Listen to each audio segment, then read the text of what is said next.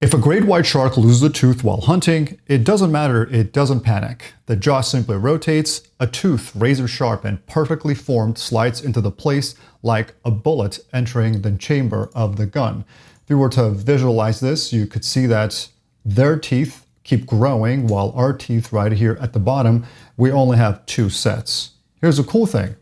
A single shark can grow 30,000 teeth in its lifetime.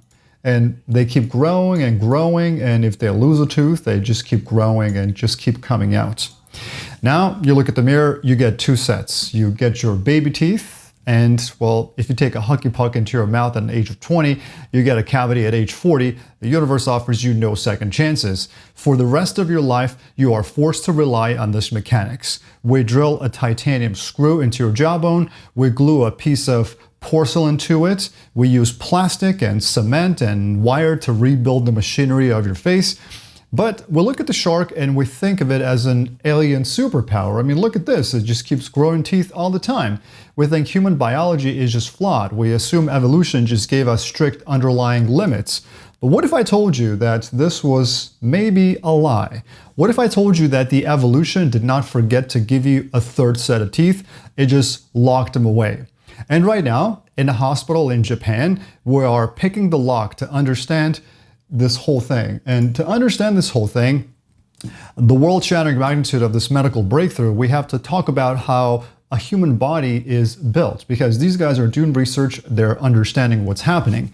When you are an embryo, you are not a finished product, you are a blueprint. Your DNA is a massive sprawling library of instructions. It tells your cells to build a liver, to wire an optic nerve, to construct the dense crystalline enamel of your tooth or of your teeth. But biology isn't just about building, it's about stopping. If your cells just kept getting built forever, you wouldn't be a human, you would be a massive chaotic tumor. So for every biological gas pedal, evolution installed a brake.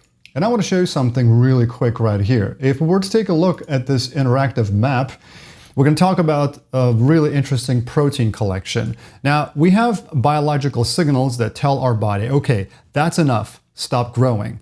For decades, geneticists have mapped the human genome, hunting for these exact signals. And a few years ago, researchers at the Kyoto University, which is this one here, found a brake pedal for human teeth. It's a specific protein. It's called USAG-1, USAG-1, USAG1. Every single one of us has a 3rd set of teeth. They're called the tooth buds. They are sitting there right now, buried deep inside your jawbone. Microscopic seeds of potential. They want to grow. The BMP in your body wants to feed them. But the USAG1 protein, which is, you can think of it this one here that lingers around, it's holding the brake pedal down to the floor. It tells those seeds to stay asleep forever. We didn't lose the ability to regenerate our teeth. We just didn't know how to take the foot off the brake. Until researchers did something absolutely brilliant. They didn't try to invent a new tooth in a lab. They didn't try to use the stem cell surgeries to do complicated 3D printers.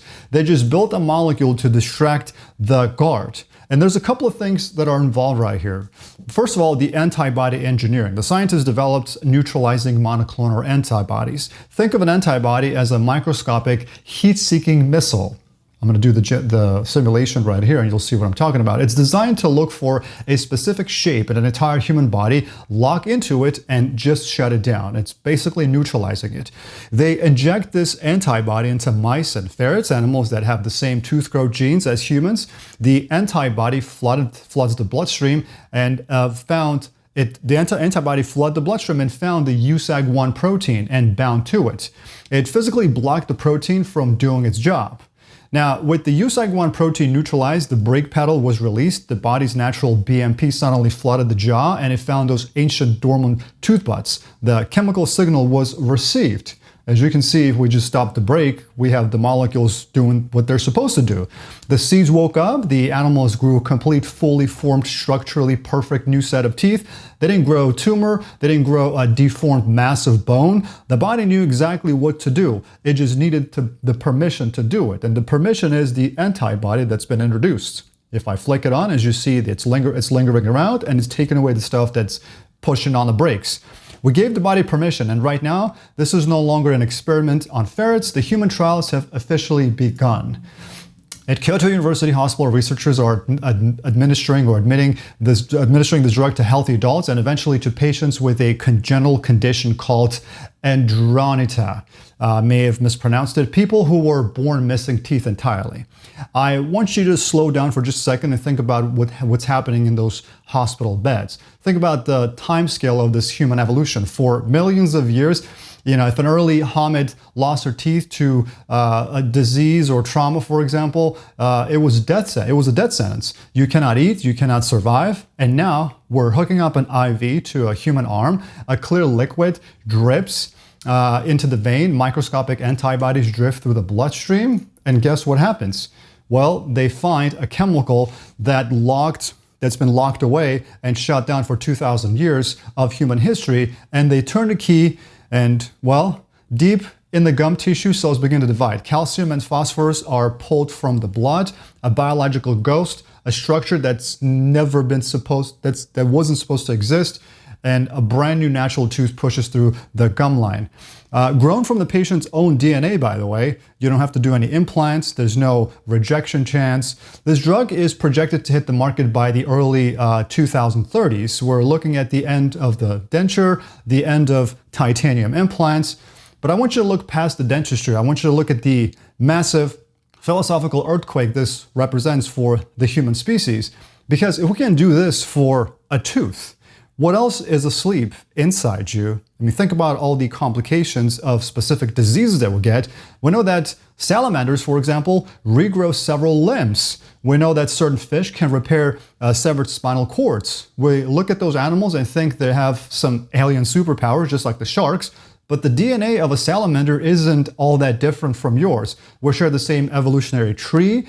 We share the same fundamental building blocks. The universe does not delete files. It just hides them in a different folder somewhere in the DNA. And we're still trying to figure out what those what the DNA does completely. The blueprint is to regenerate a limb, to repair a broken spine, or heal a failing heart might not be done. It might just be locked away behind a chemical brake pedal, waiting for us to find the right antibody to set it free. We have spent the last century of modern medicine acting on mechanics, swapping out bad parts for plastic and metal and synthetic tubes.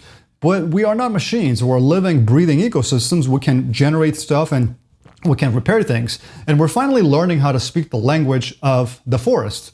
The time you brush your teeth, the next time you look into a mirror at a chipped incisor or a missing molar, do you not think of your body as a finished, decaying structure? Think of it as an archive. You're carrying the raw, unlimited potential of the cosmos inside your bones, and we're just now learning how to wake it up.